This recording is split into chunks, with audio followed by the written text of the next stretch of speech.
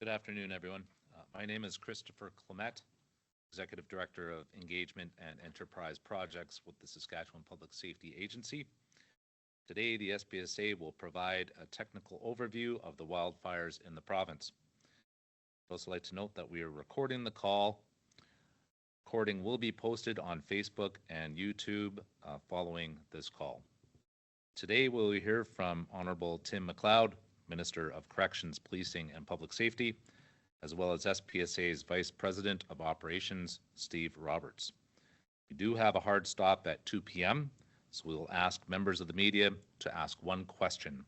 If we have time remaining in the meeting, we will go to follow-ups, but again, we have a hard stop at 2. With that, I will turn it over to Minister McLeod.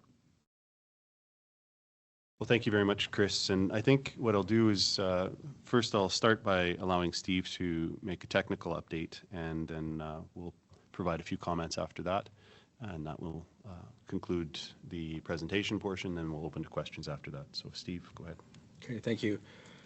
So today in Saskatchewan, we have 25 active wildfires. That is 256 year to date. Our 5-year average for this time is 145, so almost double the normal fire load. Looking at the fires of concern, even though we have received some much wanted precipitation, these fires continue to get work to secure them, starting with the Shoe Fire, currently estimated at over 500,000 hectares. Highways 912 and 913 remain closed due to this fire. J. Smith Fire, currently 139,000 hectares. Currently no highways directly impacted or closed because of this fire. The Ditch Fire by Evacuee, Highway 969 remains closed due to this fire. Size is estimated to be 153,000 hectares in size. The Pisu Fire, which is in the LaRange area, currently estimated at 181,000 hectares in size.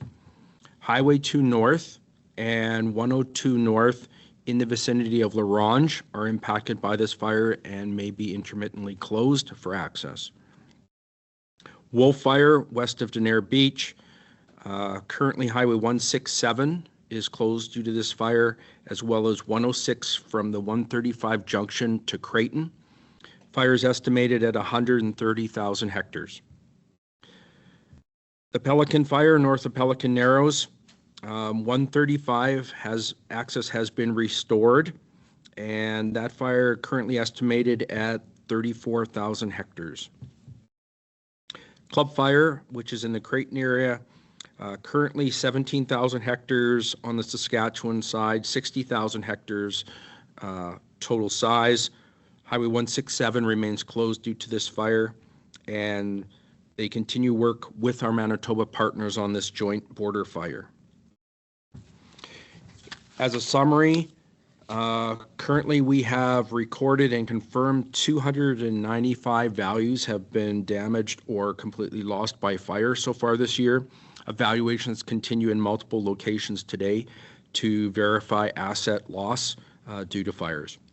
33 communities are on evacuation status, and that may be full, partial, or limited evacuations in some situations. As of today, 10,262 persons are being supported by the Canadian Red Cross on evacuation status, 860 by the Public Safety Agency, plus numerous individuals who self-evacuated that are staying with families and friends and may be receiving intermittent supports from either agency. And Minister, that's my summary for today. Thank you, Steve. I'll start by just noting recently we've received some very beneficial rains and cooperative weather, and that coupled with significant efforts from our firefighters and our frontline staff, we're resulting in progress and some positive developments. I want to take this opportunity to stop and thank those frontline staff, thank the firefighters who are doing just some tremendous work, as well as our partners with the Crown corporations, SaskTel, SaskPower. We have some just incredible efforts and courageous efforts, I would say, being made by these staff to get back into very dangerous zones to restore power, to restore communications. And I want to take this opportunity to thank and recognize all of those folks who are doing just some tremendously valuable work, keeping our community safe and indeed saving lives.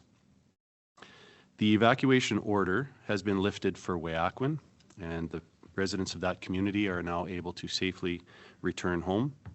I understand the Foran mining site is no longer under threat from the wildfires, and as a result, Foran has begun a staged and controlled repatriation of their personnel to that site. The company anticipates a full return to the site by this coming Friday. And we're very encouraged by that. We're optimistic that more communities will indeed be returning home in the days and weeks ahead, and we look forward to that progress. We continue to be in daily contact with our federal counterparts. I spoke with federal ministers, both the Federal Minister of Public Safety and the Federal Minister of Emergency Management this morning, on how we can align the needs of our province and the resources they can offer. I can't restate this enough. I know the Premier has said it and Marlo has said it. This isn't a situation where we're not asking for assistance or they're not offering assistance. It's simply a situation where we need the needs that we have to align with what they're offering. And we continue to have those conversations daily to find that alignment, and we're encouraged by those ongoing conversations. As we move towards recovery and the safe cleanup of our communities, we have indeed identified ways that we believe the federal government can support our efforts. And the SPSA has made a request to the federal government to provide 2 base camps to support our crews, and have also made a request for tents for sheltering up to 200 people. Those requests have been communicated to the federal government. We're optimistic that we'll hear a response back shortly in that regard. Those base camps would be established for working crews as they go back into the communities and they're rebuilding. And this is a really positive change in what we've been seeing.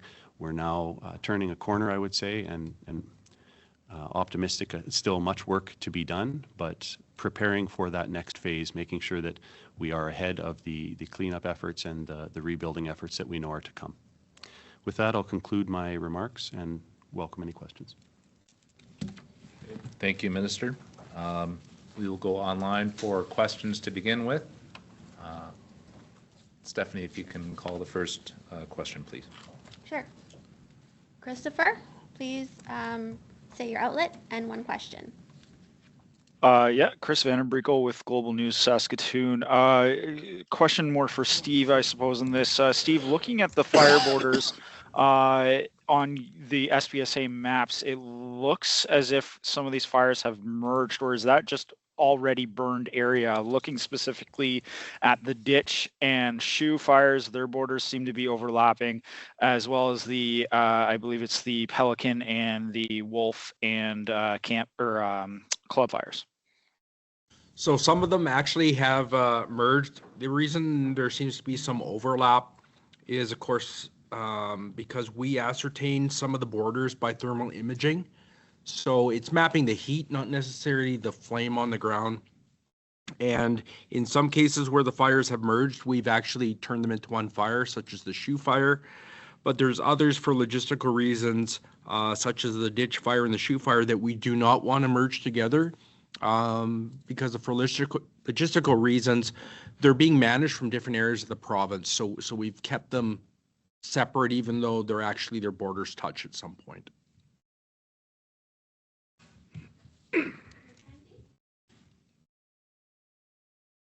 Mackenzie, your question? Thanks. Yeah, this is Mackenzie Mazinkowski with Global News Saskatoon. Could you quickly clarify which communities have already been given that green light to return home? I think we mentioned Evacuee and the Pelican Narrows. I believe we're hearing that as well. Could you just clarify that, and also kind of if you have any idea which are being considered for the next phase of return, and kind of what factors are influencing that decision, and what kind of conditions must be met before the green light is given to go home? Yeah, maybe I'll touch on that quickly and then turn it over to Steve for some of the more specific details. But you're absolutely right. Evacuee, the evacuation order was lifted, and those folks can safely return home.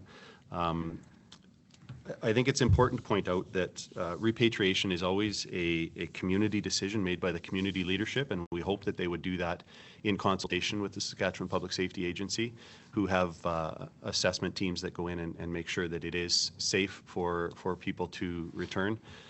We want to make sure that the critical infrastructure like water and sewer are in place, and certainly when people return home, we want to make sure that they're returning to communities where they have the services that they need, where they can receive groceries and things like that, and safely repatriate into their communities. Pelican Narrows, I understand, is no longer under threat, and some residents have returned home. There is still significant smoke in that area, and certainly the Priority 1 and Priority 2 folks that I'll let Steve speak to may want to be cautioned about returning just yet, but Steve, maybe I'll turn that over to you. Sure. There's an assessment process that we go through.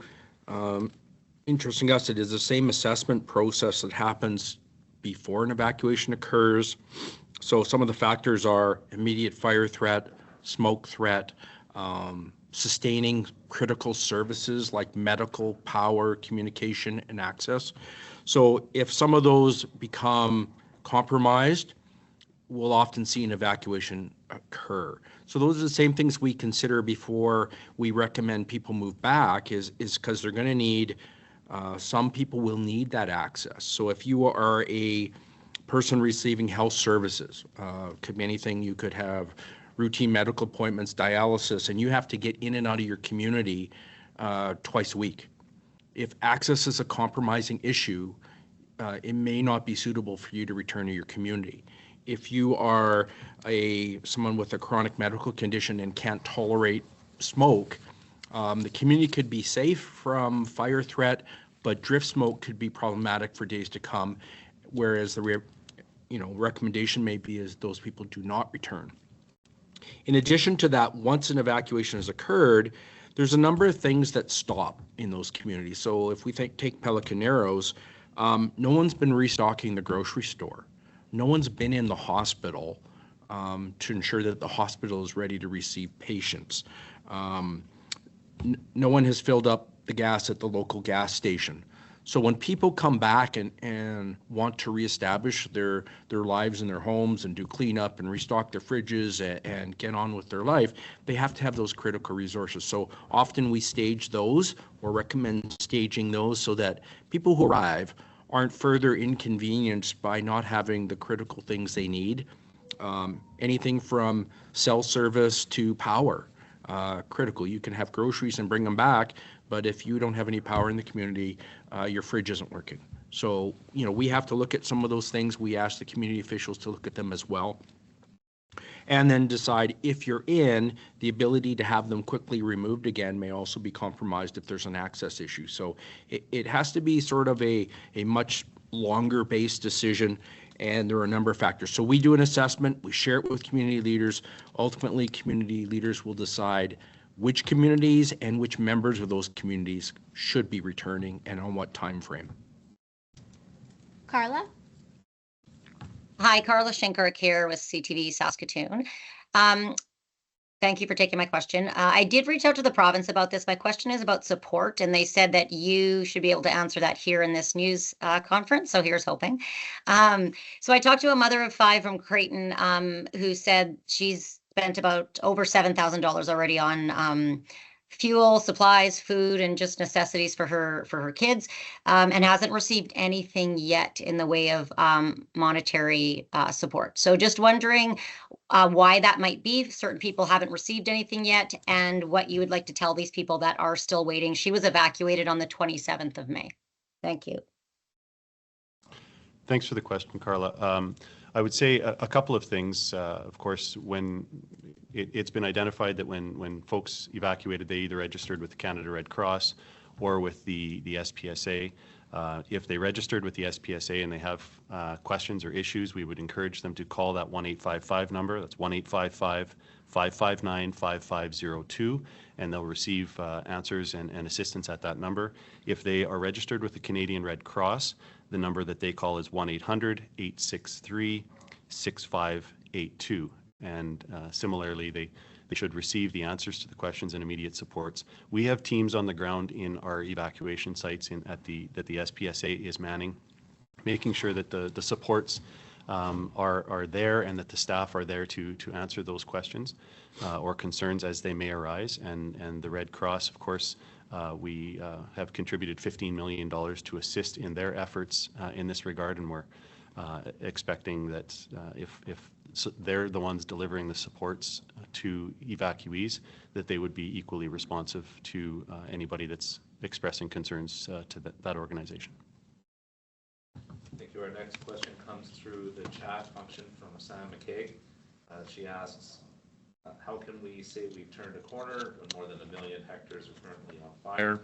Does that mean that the fires are not threatening communities? Can you elaborate? She points to Minister, but I'm wondering if Steve provide that, please.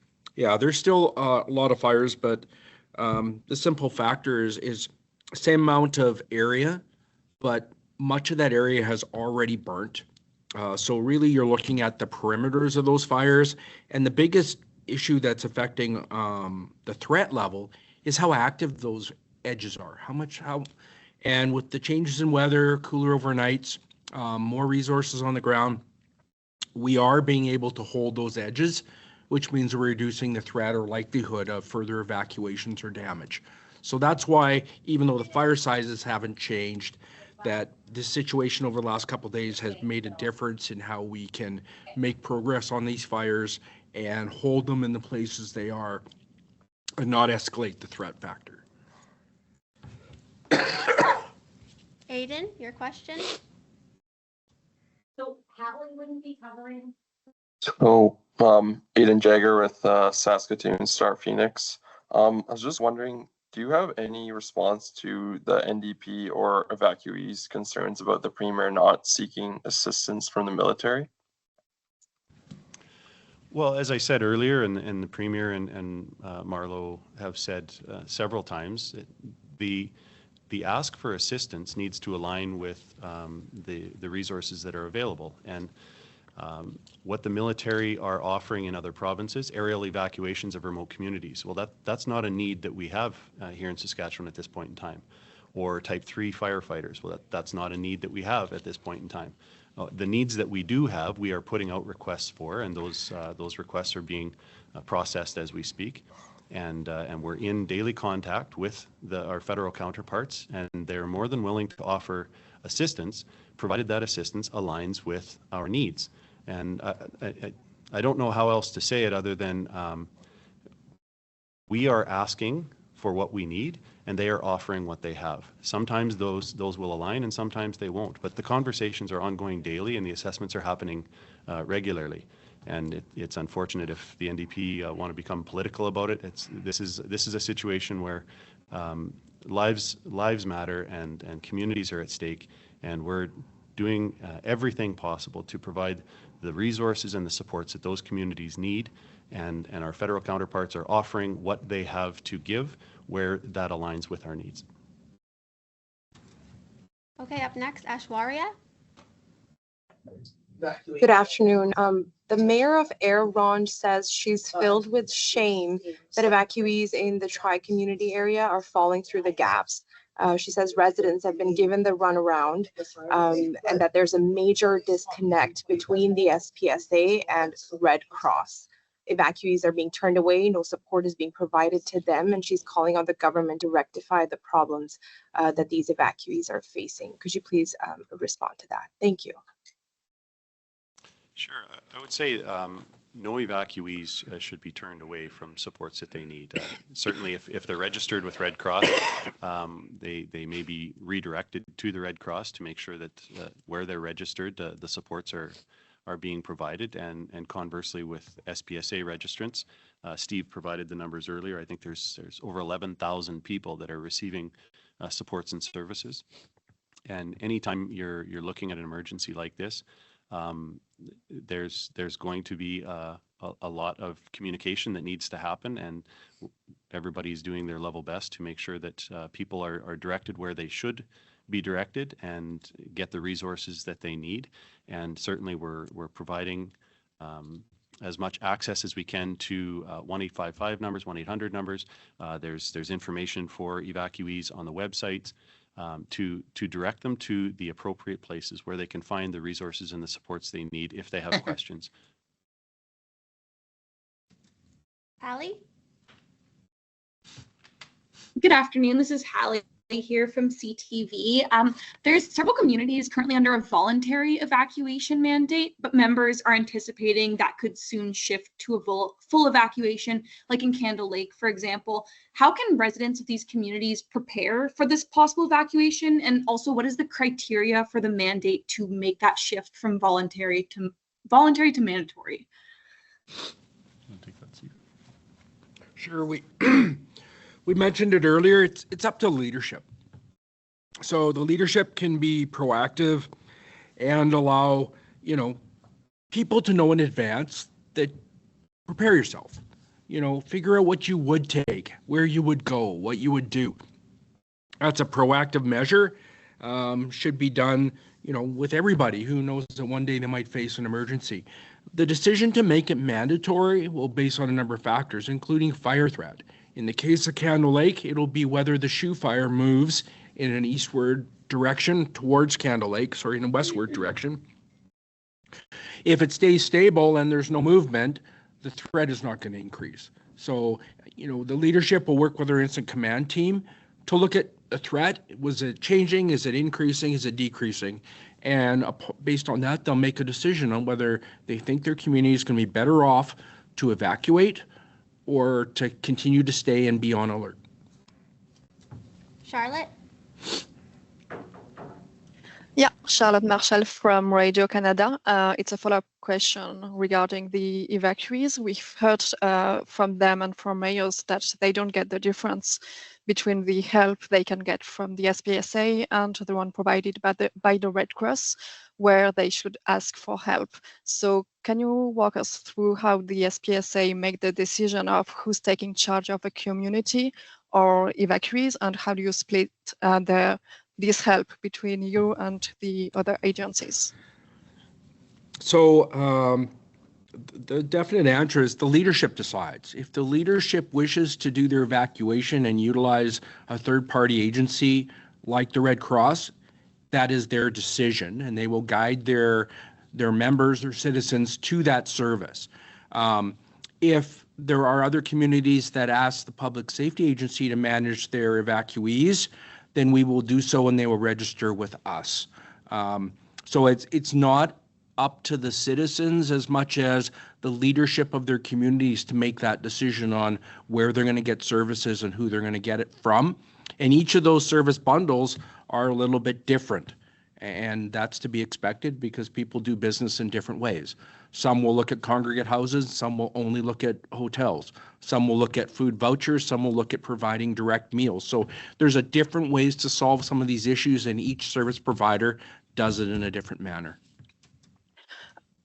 Marija? Sorry, no follow-ups. Next up is Marija. Hi, yeah, Maria Robinson from 980 CJME. I'm just wondering more about those base camps. Can you talk to me more about them and where they're going to be located? Yeah, thanks for the question. So the base camps would one of them would be a larger one to support somewhere between 100 and 150 individuals. Those camps would provide sleeping quarters. They would provide a facility for cooking and eating. They'd have bathroom and shower facilities in them, and they would be designed for workers to stay at as they rebuild communities and as we go back to repatriating these communities and restoring services in them. Of course, the largest loss to infrastructure that we've seen is in Denair Beach, and I would expect that the larger camp would probably be in that area.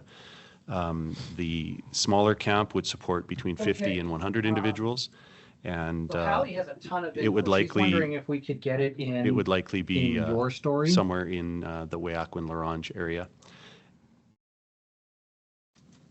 Up next, Tina.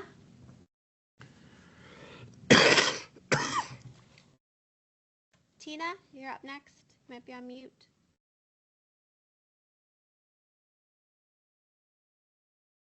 Hi, yes, sorry, can you hear me now? Yes, we can. Hi, sorry guys.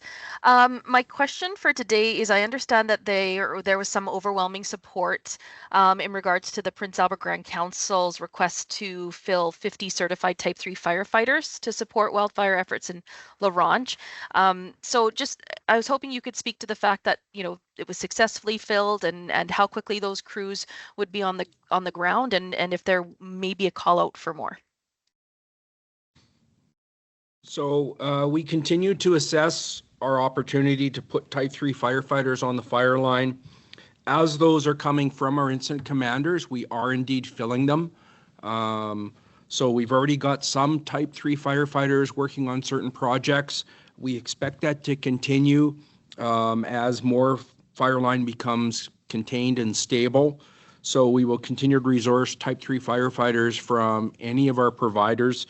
I know that at this point, they're also mobilizing Type 3 fires from the Meadow Lake Tribal Council area in an effort that if we cannot receive extra, they may be able to provide them as well. So they are being put to work. And what we will continue to do is if they're not being identified, we will be actively trying to recruit and identify opportunities for them to ensure that we can match up willing firefighters with fire line that needs their attention. Aaliyah? Hi, Aaliyah with CBC. I was just wondering if either of you could clarify some comments that were made by Premier Mo last week on Friday. He said that an individual that started the fire that originated out of Evacuee, which is known as the ditch fire, has been charged by the RCMP.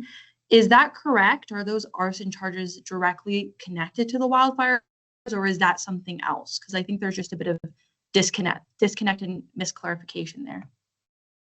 Yeah, thanks for the question. The information that we had at the time was that the RCMP have charged 2 individuals with arson related to the starting of two fires, and that remains to be the information that I have at this point. And of course, as was commented on Friday, those investigations are ongoing and will allow them to take their course. But we know that virtually all, if not all, of the forest fires in Saskatchewan were human caused. And unfortunately, some of those were intentionally caused by humans. And so we thank our policing partners for continuing to investigate those situations, and where appropriate, where they are identifying an intentional cause, they're certainly laying charges, and those individuals will be prosecuted. Okay, and for our last question, Timur. Hello, can you hear me? Hi, this is Timur Durrani from the Globe and Mail. Can you give us a big picture look at the locations where Saskatchewan's evacuees are being housed as of today in terms of numbers and the names of cities or towns? And also, is Saskatchewan willing to take in any evacuees from other provinces, such as Ontario, where the northwestern region, specifically near Sandy Lake First Nation, is facing a huge wildfire right now with thousands of evacuations? So I can tell you that there probably isn't a corner of Saskatchewan that hasn't been checked for available rooms. We have evacuees as far south as Weyburn, all the way to Unity, to Swift Current. All the major centers, Prince Albert, Regina, Saskatoon, have received evacuees. Pretty much if there's a spot where that will accept an evacuee, we've tried to direct them there, including, unfortunately, having to break up family and community groups into smaller units, just because of the ability to accommodate and supply supports to them. Until we resolve the current issue with our availability for evacuees, that's when we would be able to determine on a national level whether we could provide assistance to our out-of-province partners. I mean, at one point we were looking at Alberta as housing a potential evacuees if that number had continued to grow. So that's common, but we will try to work within the province first before we go out, and also we will wait till we have sufficient capacity and reserve in the province before we would offer those supports to our neighbors should they need those. Okay, and we will have a last question to Christopher. Thank you. Chris Vandenbreek with Global News again. Clarification earlier, Steve, when we were talking about services in Pelican Narrows, you were suggesting that the grocery store hasn't been restocked and stuff like that. Are you kind of getting at that people maybe should reconsider the ability to go back to Pelican Narrows right now, and that they should take direction from the SPSA first? Well, it's a leadership decision. And then after that, I mean, the leadership can say you can go back. Some people, of course, are more independent than others. If you're a single person who might be quite comfortable going back and living without power, but if you're a family of 4 and 2 of those are toddlers, maybe you need the power and the water and all of those other resources available. So you may choose to wait a little longer. If you're somebody who needs medical supports, you're going to want to ensure that the hospital in Pelican is up and running to meet your needs, versus staying out in Prince Albert or Saskatoon where you are getting medical support. So there's a lot of factors. It's not a one-size-fits-all, but it's one of the reasons why when people return to their communities that they're well aware of what resources are there. It may not be exactly vibrant and stocked in the exact same conditions because it's been unoccupied for a number of weeks. So something to consider, something to clarify and ask your community leads on. I want to go back. Is this set up? Can I get this? Can I do this? Should I be bringing back groceries to cover me for 1 week? So ask those questions of your service providers and your community leaders before you come back, just to be absolutely sure that you're going to be in a good place when you get back home. Okay. Thank you. That concludes today's event. I want to thank Minister McLeod and Steve for being here today. We'll talk to you soon. Stay safe.